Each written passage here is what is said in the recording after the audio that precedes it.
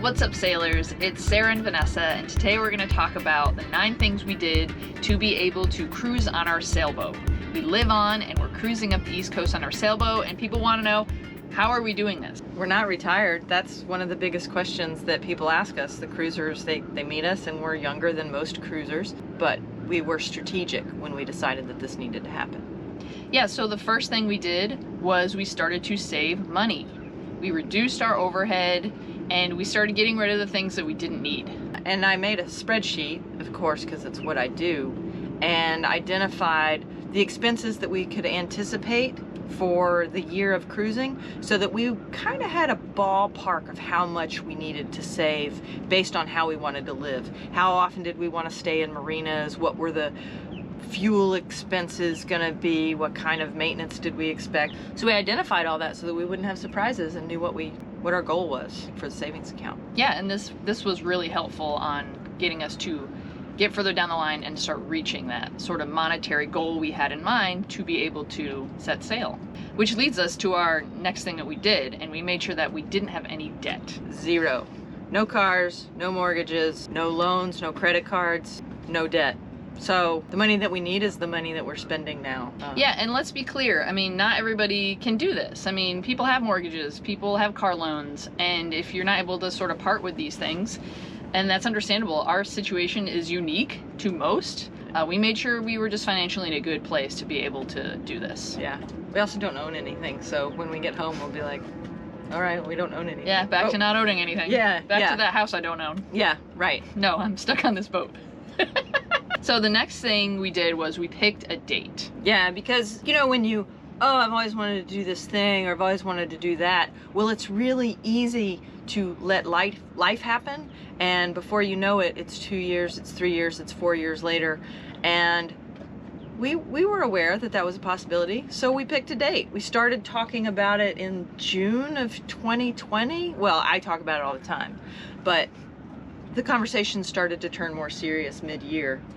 Yeah, and because we started talking in June, and then we set a date on the calendar for the end of March, that essentially gave us 9 months to do all the saving and to, you know, getting rid of all the things we didn't need and getting rid of the subscriptions we didn't need, and in Vanessa's case, like selling her car that she wasn't going to need. So it enabled us to take on all the other steps in that time frame that we had made for ourselves. Yeah, and honestly, I feel like we needed all 9 months. It was like right down to the wire. And our date was based on seasons. It was based on weather. It was based on Sarah's small business and the active season for that. So it wasn't arbitrary either. I really wanted to hit the date for the sailing season to get around Florida and get up for the summer. So there's some rhyme or reason to that as well. So you have to factor that in. Yes. Which leads us to our next thing is deal with your day job. Most of us have them. Some people are lucky and they don't. You might own your own business.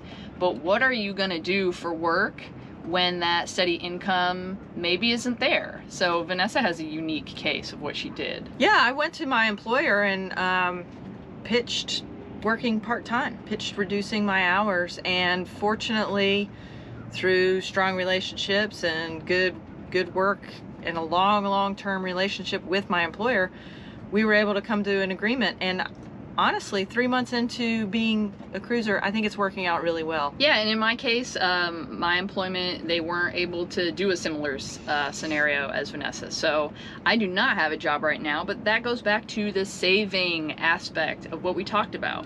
I saved, bearing in mind that I might not have a full-time job. So I have enough money to do this trip, which we have talked about could last anywhere from 6 months to a year, depending on what happens. And in the meantime, you know, I'm a video editor. I can do graphics. I do things like that, so I can pick up freelance when it becomes available. And so that's kind of how we're able to do it from an employment standpoint. So that leads us into, if we're going to talk about the job, we should talk about health insurance, because if we don't have full-time jobs, and we probably don't have jobs that are paying for our health insurance. And you know what? That's one of the biggest fears in quitting a job, quite honestly, is losing health insurance. And I'll tell you, you had experience in going through the marketplace, but I will say it was painless and it was affordable. Thank you, Affordable Care Act, for going through the marketplace. Now, it is based on projected income, and we projected to have really low income, which is why we were able to get affordable health care. It was kind of like a non-event, and what, you know, of course, again, what makes it easy and unique to our situation is we don't really have any health issues. There's not really any singular doctors that we really need to sort of hang on to. So bearing all that in mind, our healthcare situation is a little bit different than most. So it was easier to be able to find plans that were within our budget and that worked for us. The next thing would be packing up our lives, which is a pain in the actual moment. Packing up a whole house or shutting down a small business. Or taking everything you already currently had in storage because she lived on this boat prior, and going through it all and figuring out what we're going to do with it. We found a really affordable place for storage and split 2 ways. It's not a bad monthly fee to know our stuff is safe and sort of out of sight, out of mind, and we'll deal with it when we get back. Yeah, it's not going to be a fun couple of days, but, and we put that in the spreadsheet that we referenced earlier, like what's a monthly expense? Well, one of the monthly expenses was going to be the storage unit that we knew we had to pay for. And the next one is very close to Vanessa's heart, and that is boat projects. Oh man, the boat projects. The first thing I had to do was prioritize, because the boat project list is never completed, and so I decided what was critical for safety, what was critical for comfort, since we weren't going to have any respite from the boat. It was going to be our home in foul weather and rough weather and things like that. So comfort was a factor.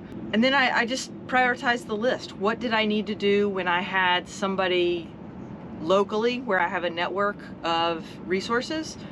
I had the solar panels installed. Well, I knew we needed that so we could charge our batteries. And I also don't want to have to do that in a town where I don't know anyone. Mm-hmm. We got new bottom paint. I wanted to make sure that everything when it's in the yard, you can inspect the rudder and the through holes and the things like that. The engine's in good shape. Got new batteries for the boat because the other ones were 3 years old, and 3-year-old batteries in Florida. And just really prioritized. Everything else was, oh, this is a small project, I'll do it on the trip, or I'll do it later when it's less important. There's some cosmetic things that I'd love to do. I'll probably do those when we're back in St. Pete. The key would be prioritize, because if you have a whole list and you think you're going to accomplish it all by the date that you've set, good luck with that. Still on the subject of the boat, know your boat, practice on your boat, try to learn your boat as much as you can before you set sail on a long journey. It's really critical to know the systems, to know the engine, to know the plumbing, to know the electrical. I'll admit electrical's my blind spot. I'm not good at it, but I'm familiar enough with the systems, the propane, so that we can repair them or triage them when we're out, when we're underway, and then we need to have something done. Yeah, Vanessa's trained me on the boat, the sounds the boat makes. So what does the sump pump sound like? What does the water pressure sound like when you switch it on? Like all these little nuances, so that when we're out and something weird happens or sounds strange, I'll go, hey, is that normal? I've never heard that sound before. And it sounds like a little thing, but it's kind of huge in the context of just knowing your space and knowing your boat. Even how it sails. How does she handle in high seas? How does she handle, can you point into the wind really well? Having owned this boat for 3 years prior to this trip really helped a lot. I don't think you have to own it 3 years before you go, but I certainly wouldn't buy it and 3 weeks later set sail. I'm more conservative. That might work for you. All right, that leads us to our last point we want to make, and that is research, plan, and talk to other cruisers. Talk to people who have done similar trips. It doesn't have to be the exact trip, but talk to someone who's gone to the Bahamas. Talk to someone who's made it halfway up the coast. Talk to someone who's sailed to Spain. It could be anyone, but talk to somebody who's gone on a long voyage, who has some tips, who has fun anchorages you could stay at, who knows specific areas. You can ask any cruiser to talk about their journey, and I'm pretty sure that you'll have a hard time getting them to stop.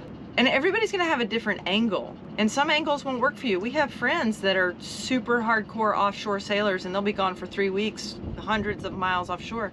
That's not how we cruise, but they still were able to provide insight into other situations or ports of call up the East Coast. everybody, it works. Yeah. It works. Everybody's stories can help you, even if it's not a direct transfer of one-to-one. Yeah, and even like we have a sailboat. We meet other people on their sailboats. We don't all have the same exact sailboat, but other people have had to buy sails, like we recently are going to be doing. Other people have dealt with plumbing issues. Other people are going to offer advice that is very invaluable. Nobody, in all the cruisers we talked to, from people who took 3 years off and sailed the Caribbean with their children and homeschooled their kids, to the 2 other cruisers who go offshore all the time, to people who just like hop like we do. Nobody said we couldn't do it. Everybody was thrilled, and everybody said, you can do it.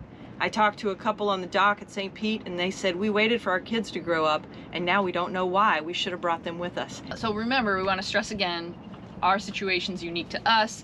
All these things are working for us. It doesn't mean that 5 of these things maybe you'll totally skip and do your own way. We just want to share what our sort of secret formula has been, and so far so good.